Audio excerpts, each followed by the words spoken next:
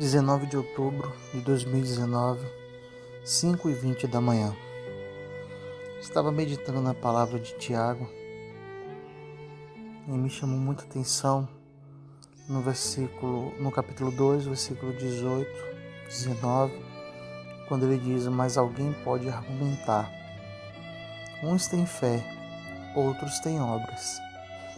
Mostre-me sua fé sem obras, e eu pelas minhas obras lhe mostrarei minha fé. Você diz crer que há um único Deus. Muito bem. Até os demônios creem nisso e tremem de medo. E me chama a atenção nessa palavra, porque sempre a gente argumenta que as pessoas fazem muitas coisas e até trazendo para os próprios espíritas, que tem muitas vezes muitas obras, né? E obras que eu digo que é digna de fé. Lembro que um dia eu estava em um asilo para idosos, e era um asilo que era católico. E aí eu lembro que o que aquela mulher me disse, isso já tem muitos anos, e ela disse para mim: meu filho, nós vivemos de fé. Nós vivemos de fé, porque quando eu sei que não tem alimento para alimentar os meus velhinhos, eu dobro o meu joelho e clamo a Deus. Clamo a Deus e Ele simplesmente faz, porque a obra é dele. E chega o alimento.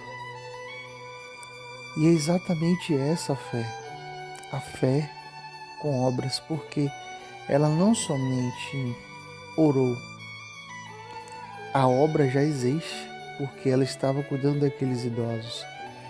E muitas vezes esperamos, por meio da fé, que chegue os recursos, para por meio dos recursos nós fazermos aquilo que é necessário. Mas como posso dizer que é fé se eu estou aguardando algo que é material? A fé, ela existe primeiro, antes do material chegar. Que acho que fica bem claro quando a gente vê a história dessa mulher que abriu um asilo sem riqueza. Ela abriu e dependeu dos seus joelhos no chão dobrados para poder clamar a Deus pela fé, né? E assim o Senhor enviando.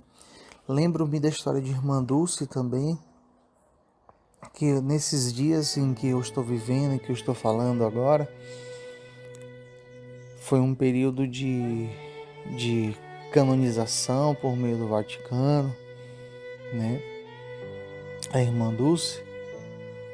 E o que eu soube da história dela era que ela abriu mão de tudo por amor a esses pobres, os necessitados. Abriu mão de sua adolescência, da sua juventude, mesmo contra a vontade do pai dela, porque o pai dela não queria que ela se tornasse uma freira, né?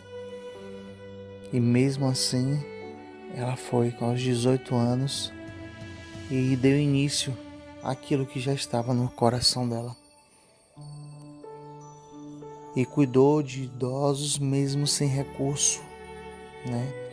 Mesmo sem recurso nenhum, ela cuidou de idosos, de pessoas necessitadas, não só de idosos, mas de doentes.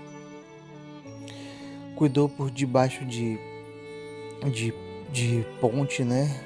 Que eu acredito que aquilo ali seja uma ponte na subida da igreja do Bonfim.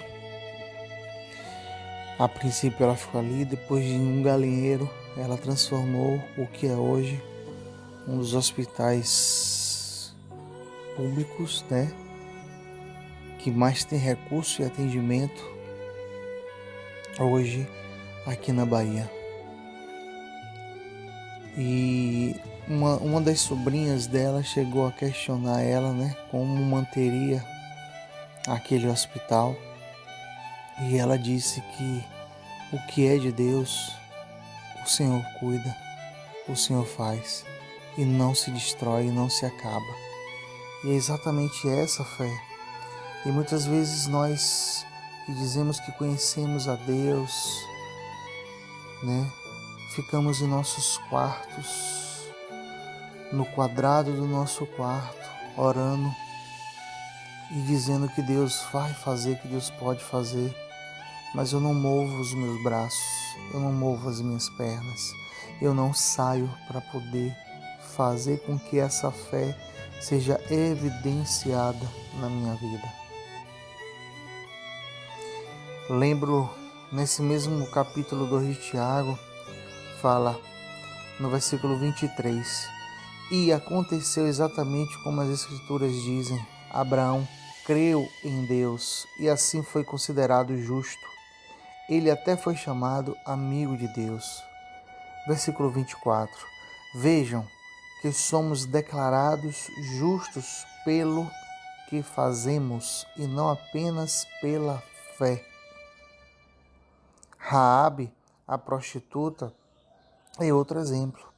Ela foi declarada justa por causa de suas ações, quando escondeu os mensageiros e os fez sair em segurança por um caminho diferente. Assim como o corpo sem fôlego está morto, também a fé sem obras está morta. Se fossem nossos dias, jamais acreditaríamos que uma prostituta pudesse experimentar da fé. Ainda que ela fizesse uma boa obra, nós a condenaríamos porque ela é prostituta. Nós a condenaríamos porque é uma freira. Nós o condenaríamos porque é um espírita. Nós o condenamos. Nós condenamos porque achamos que somos donos da verdade. Com esse meu argumento, eu não estou dizendo que agora, a partir de agora, o culto a espíritos é correto. Com esse meu argumento, eu não estou dizendo que a prostituição ela é correta. Esse meu argumento de nada vale para poder legalizar, né? Eu falo legalizar, não que seja ilegal, mas legalizar diante da palavra de Deus, de que o culto aos espíritos ou a prostituição é normal e é correto a ser feito. Mas o que eu quero dizer é que são pessoas que estão experimentando da fé, a verdadeira fé, a fé com obras, para poder ver vidas transformadas. E eu creio que o Senhor se revelará para essas pessoas, assim como aconteceu com Raabe e transformou a vida de Raabe. Eu creio que o Senhor, né, está olhando dos céus e está vendo exatamente a prostituta que está em pecado, mas sem conhecer a Deus, agindo com fé em Deus. E nós que dizemos que conhecemos a Deus, que dizemos que e pregamos a fé, não estamos fazendo o que essa prostituta fez, o que um homem que presta culto a espíritos fez, uma mulher que presta culto a imagens de escultura fez. O que eu quero dizer é que nós precisamos despertar, precisamos viver uma nova vida, ver a transformação do Espírito Santo em nós. Em nome de Jesus, que haja mudança e transformação em nossas vidas. Amém.